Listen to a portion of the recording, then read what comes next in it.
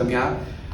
Yeah, I'm heading up sales at Octopus Hydrogen. Octopus Hydrogen is a part of the Octopus Energy Group. They are our biggest investor. However, we do own our own strategy. We work very autonomously within that group. So Octopus Hydrogen have three major business areas. One is our technology platform, where we help other operators of electrolyzers to optimize their production from a convenience perspective or from a cost perspective. Then we've got production of green hydrogen, co-located with renewables and selling that at the gate. And then we've got what might be most useful for the discussions today is selling green hydrogen, again co-located with renewables, selling green hydrogen as a service, which means that we take care of the whole value chain from production through compression, storage, transport, and refueling at the customer's depots. We've got production coming up now. The first two deployments of sites are being done as we speak. So we'll be producing our first green hydrogen in about 8 weeks' time.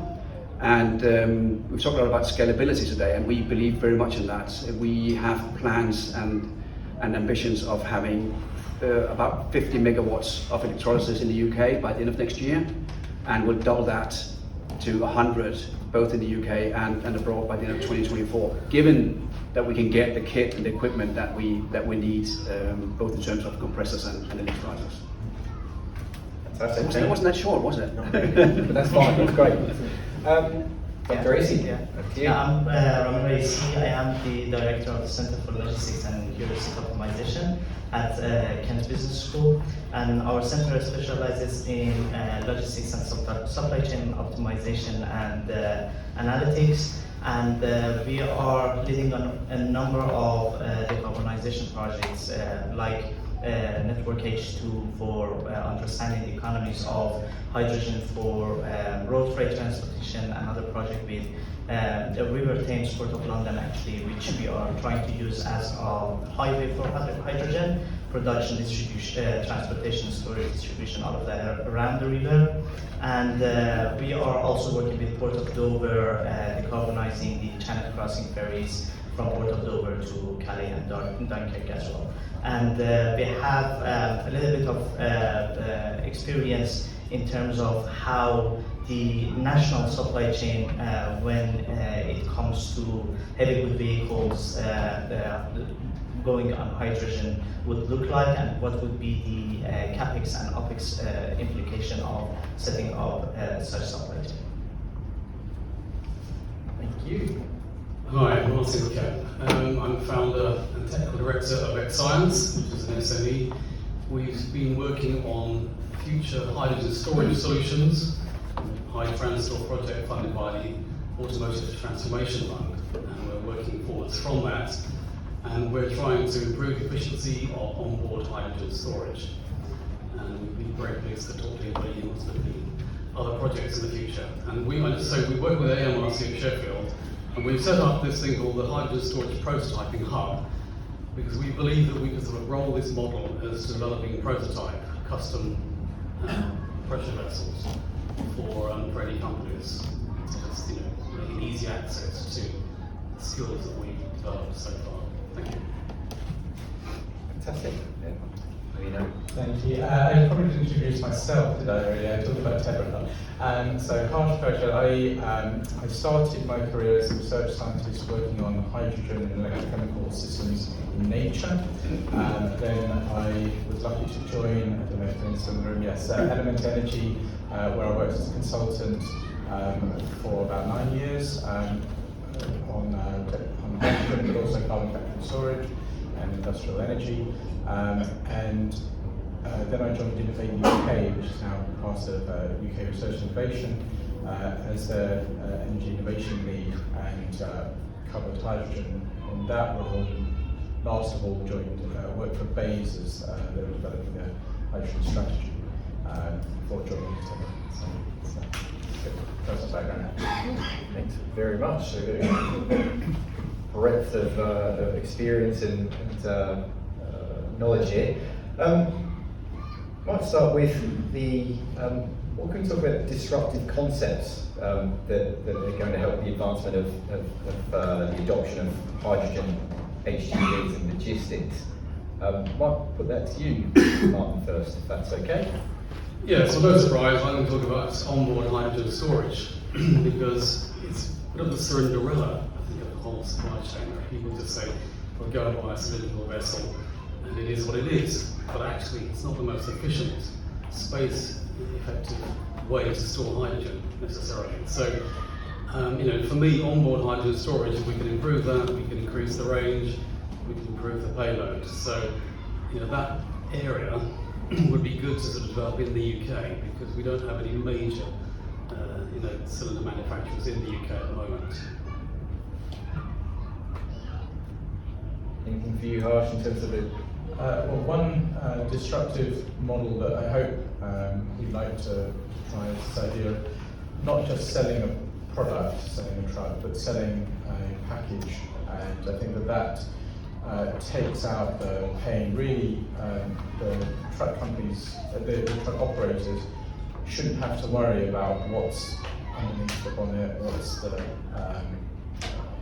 what the fuel supplies need to be. It just needs to be easy. That's all that they really need. So if you make that as easy as possible for them, then we should speed up adoption. I want to echo that or add to that. That being able to deliver green hydrogen to the depot, so that especially within trunking, that the operators will get the same experience that they have today with diesel is disruptive. So being able to, on a modular basis, providing an agile solution at the depots, straight where and when the green hydrogen is needed. excellent.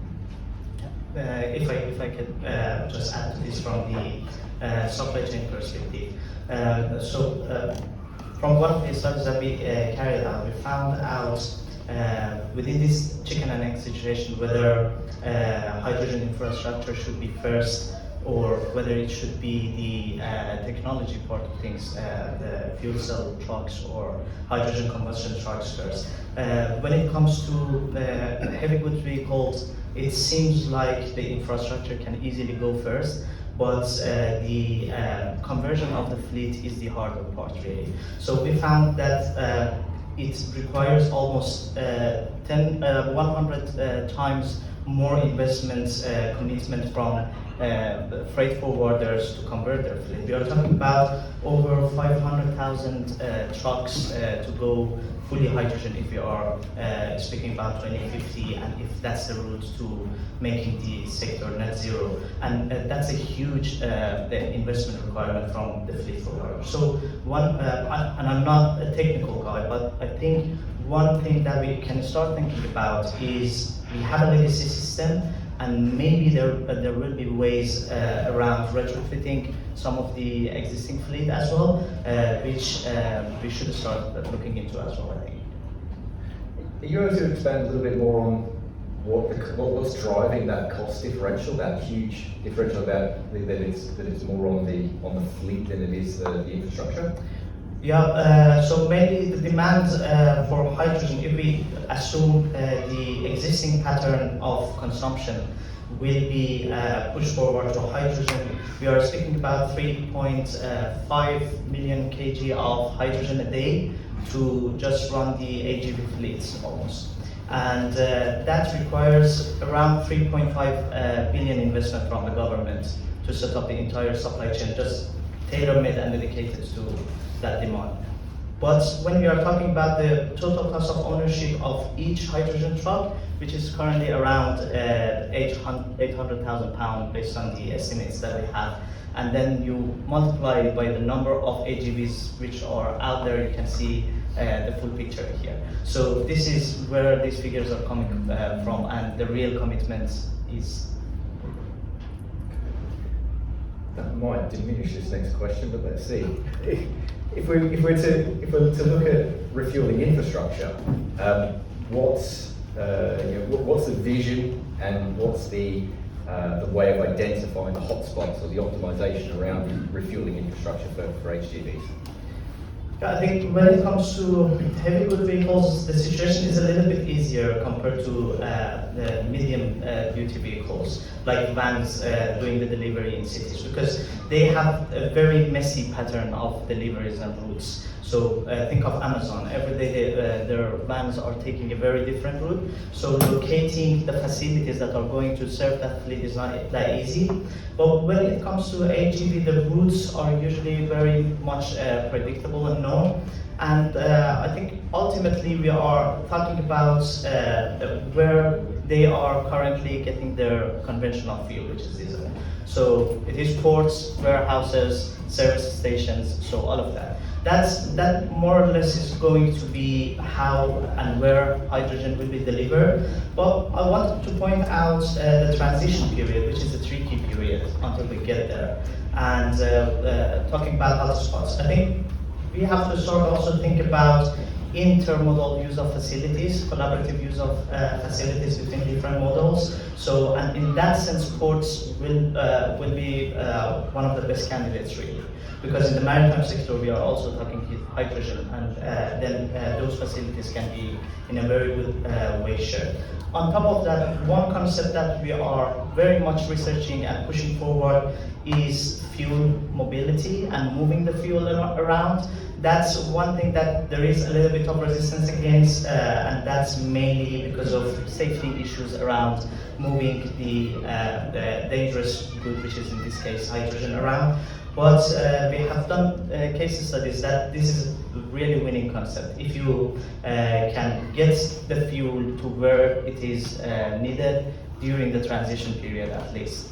So these are the concepts I think can help the transition period.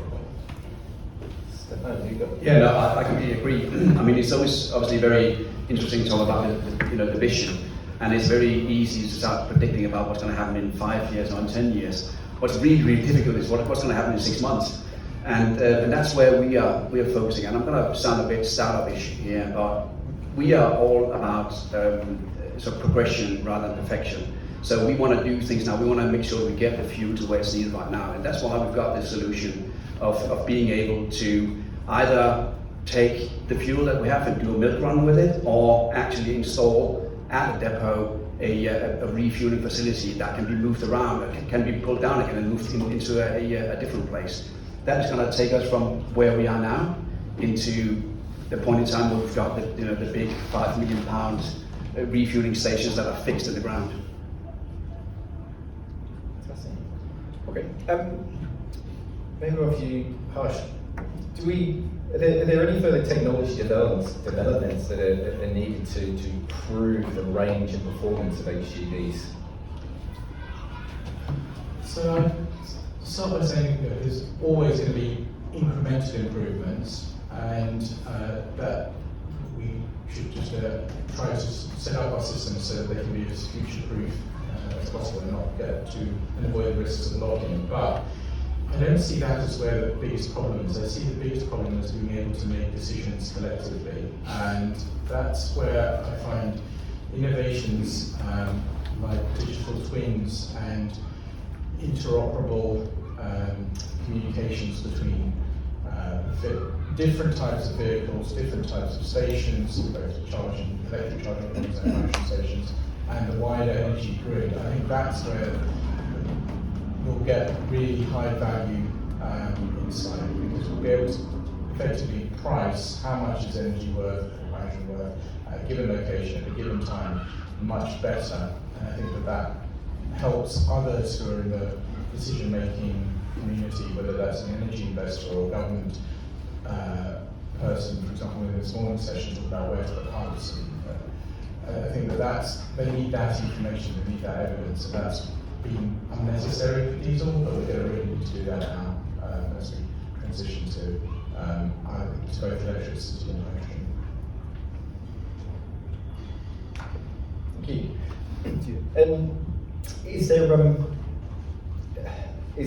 are you seeing, or is anyone kind of seeing any a future role for hydrogen combustion in HGVs? We haven't talked about that much today, so you have a view on what sort of role it could take? Well, I just personally, I find it I'm agnostic, but I find it quite exciting. There are quite a number of propulsion systems, conversion technologies, we'll hear of one later on. And that really widens the scope, because every vehicle has different performance characteristics. But, if it was just like you can only use a PEM fuel cell, that would completely limit the whole marketplace. But now we have a whole number of different options, which I think is a fantastic development. So I'm very much in favour, and I think let's develop all of those in parallel. Yeah, I agree and disagree in some points, because I agree on the sort of the long term. Definitely, that's anything that can help us decarbonise. We've got the NOx issue obviously, but we'll sort that out. But on sort of short term, I'm pretty sure we will have shortage of green hydrogen. So we will over the next 24 months, 36 months maybe, we'll struggle with meeting demand on the supply side, and then I think it'll be a shame putting that in. It would be a shame not putting that into where it makes the most sense, which is the fuel cells. But on the long run, I completely agree with you, Martin. But I'm not against using green hydrogen in internal combustion.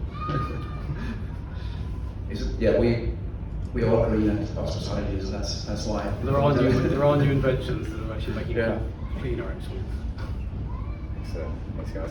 And what can you say about the appetite from fleet managers for converting over to fuel cells? What's the appetite like at the moment? What's holding them back, and what's driving them towards the option, or looking at the conversion?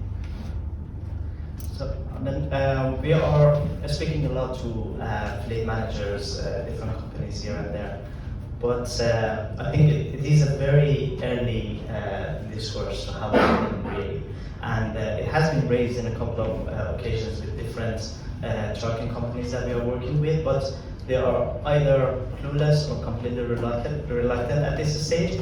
The reason is, I think at this phase we are mostly looking at infrastructure developers as well as manufacturers rather than the end users, and fleet managers are mostly the end users. So it's a little bit early, I'd say, to see that they are well enticed to go hydrogen, but when they are putting like net zero ambitions in their targets, hydrogen is always one of the options in there, and they are getting better and better in terms of the idea they are shaping around the future of net zero for the fleet operations. So from our perspective, fleet managers have never been more interested in acquiring zero emission trucks.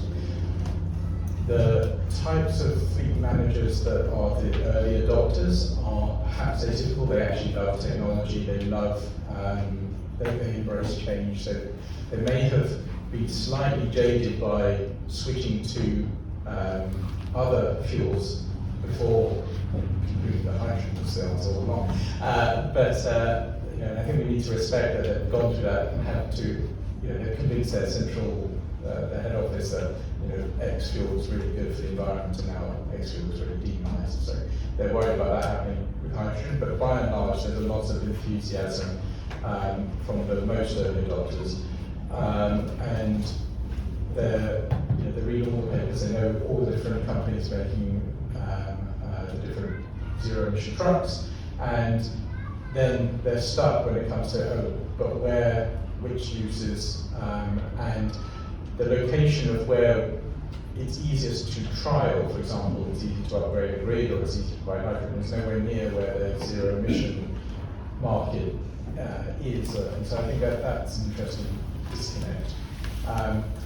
Where the corporate centres are at is very little awareness of hydrogen, and that's why I think selling the package, whether it's per kilometre or per tonne payload kilometre, that's where that has to appeal, because those decisions are purely based on spreadsheet calculations, and they don't really want to know that there are other considerations.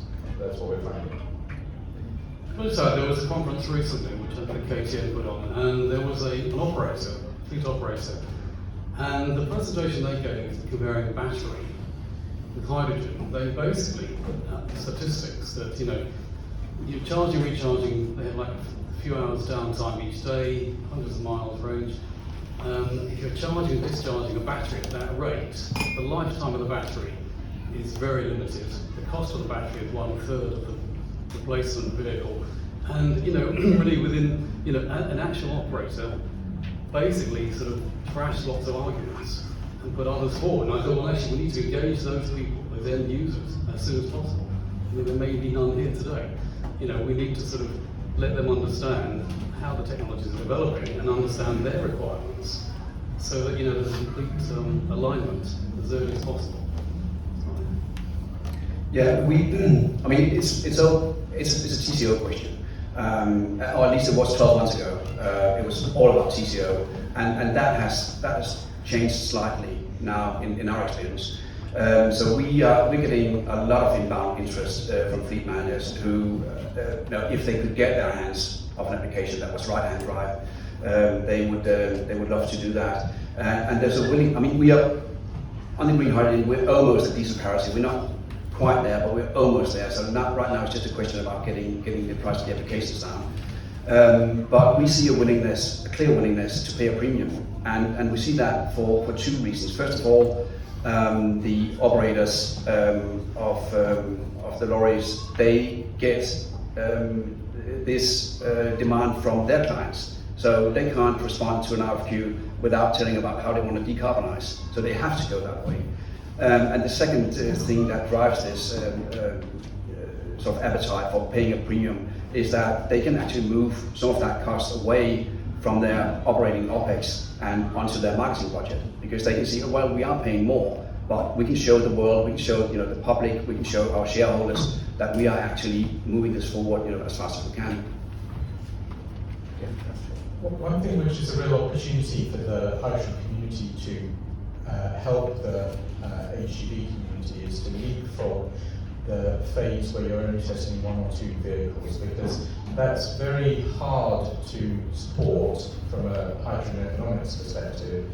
And whereas back in the day with buses, there were still issues with the underlying components, most of those have now been ironed out now.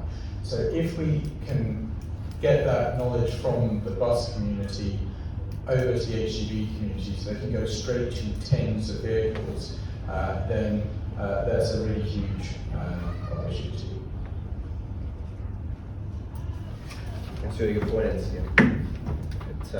overlaps with what we said earlier today about demand aggregation and improving the economics of it. So that's a good point. You brought up the issue around batteries in the alternative. There's the battery swapping concept is something that's been touted to help out with the battery vehicles. Is there, first of all, is that going to be enough to help their cause, and is there a similar concept for fuel cell trucks? There might be, perhaps. Okay. Come see me afterwards, anybody. I think Toyota will work in this space as well, but it's an interesting concept which needs investigation, I think, development. Certain vehicle types, you know, I'm not saying they would really segment our market more carefully rather than just saying, you know, liquid hydrogen for these, and it's, you know, I think the whole area is to pressure, the type of hydrogen, and the way you administer, you know, and change and refuel. I think those decisions need to be looked at in quite a lot of depth, you know, with consultation, and then come up with the answer. I think the sooner we do that, the better, so we don't travel along some parallel lines for different vehicle types. I think the crucial thing is that vehicle types are so, their operational requirements are so different, you know, that one has to just bear in mind all of those things, perhaps as a think tank. Say, okay, forklift trucks, you know, buses, you know, and not mix two up, and then say, okay, what's the commonality? Yeah, so strategy still needs to be worked on, I think. I think battery swapping is something that we have looked into before, actually, and it is an interesting area. I don't know how much lesson is there to learn and apply in the hydrogen realm, but just as an example, there is one electric vehicle company in China which is called NIO, and they are the Tesla equivalent of China. And what they are doing, so as you just mentioned, 1/3 of the cost of a vehicle is its battery. And then what they are doing is they are providing a service which is called battery as a service, and they sell vehicles without battery. And they have, I think, over 800 points of battery swapping services, which can complete the battery swapping in less than 3 minutes in different places in Beijing. And they are selling the vehicle without a battery, and they take care of the rest. So the vehicles just go to these stations that they need, and they just get added range by doing the battery swapping. What they are doing on top of that, and this is not for passenger cars, but for delivery companies, is mobile battery swapping as well. So they have these vans which can synchronize their routes with any van which is doing the delivery on the fly, swap the battery in 3 minutes, and let them go carry on. And that has turned out to be a really interesting and successful concept. I think things like this, there are lessons in this for hydrogen as well, particularly if you are looking at fuel cell systems which are having a battery alongside them as well. And the concept I mentioned earlier, mobile fuelers, is another lesson we can learn from the mobile battery swapping concept that this company is using. So battery swapping as a way to support daily energy provision for a truck, I can't see that happening in the near term. But in terms of some models which we're considering truck leasing, where we ultimately retain ownership and the customers buy vehicles and we keep on upgrade. What that gives us the opportunity to do is every year to upgrade the battery or the fuel cell or the cylinders to the whatever's the latest, and also those systems have run down at all. So rather than think of this as providing energy for your daily use, if you think of battery swapping as we should find the best use for each battery across its lifetime, then that's, I think, a very valuable idea, maximise reuse and recycling. Thanks for that. We've got 1 or 2 minutes left, so if we have any questions from the audience. Yes, please.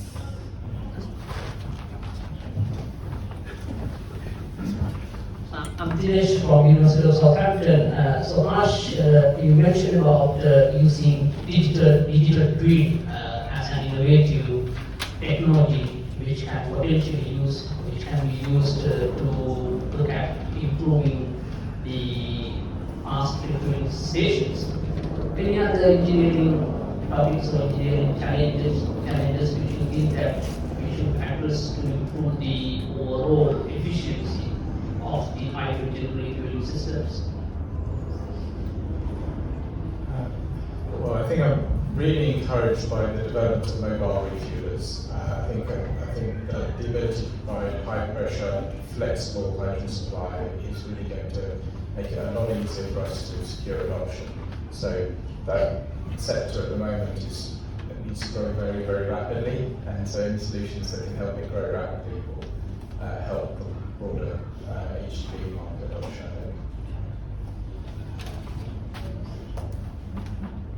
Time for one more. If not, hands together. Thank you to our panel. Thank you very much.